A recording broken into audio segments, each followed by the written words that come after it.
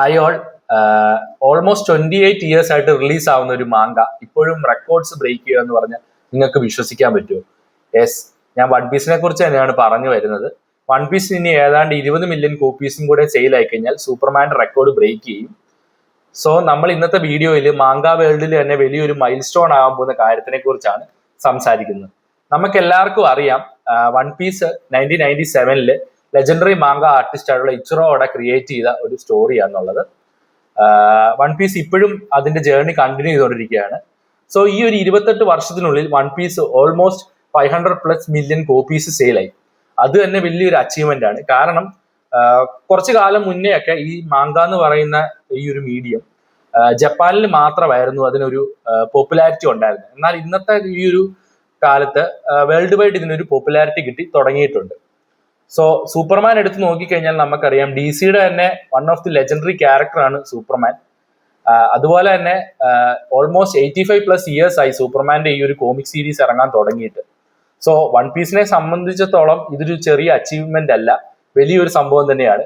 കാരണം ഇത്രയും ചുരുങ്ങിയ ഒരു കാലഘട്ടത്തിനുള്ളിൽ ഇത്രയും ഒരു വലിയ നമ്പർ അതിന് സെയിൽ നടന്നിട്ടുണ്ട്. സോ ഇതിനൊക്കെ കാരണം എന്താന്ന് വെച്ച് കഴിഞ്ഞാൽ, ഒന്ന് വൺ പീസിന്റെ സ്റ്റോറി തന്നെയാണ്. റീഡേഴ്സ് ആയിട്ട് അത്രയും ഇമോഷണലിയും എല്ലാം കണക്ട് ആവുന്ന ഒരു സ്റ്റോറിയാണ് വൺ പീസിനുള്ളത്. അതിലെ ക്യാരക്ടേഴ്സ്, ആർക്സ് എല്ലാം ഓരോ ചാപ്റ്റർ കഴിയും തോറും അല്ലെങ്കിൽ ഓരോ വോളിയം കഴിയും തോറും അതിന്റെ ആ ഒരു ക്വാളിറ്റി കൂടിക്കൊണ്ട് വരികയാണ്.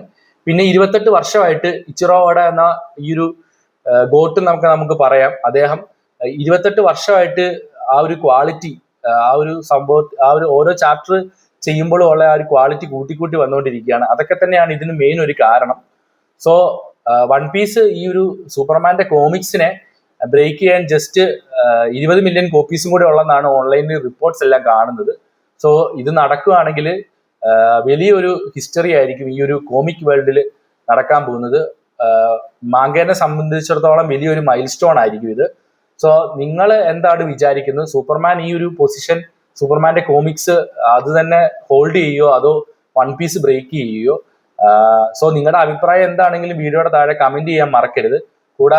കൂടാതെ ഇത്തരം വീഡിയോസിനായി ചാനൽ സബ്സ്ക്രൈബ് ചെയ്യുന്ന കാര്യം കൂടി ഒന്ന് കൺസിഡർ ചെയ്യുക.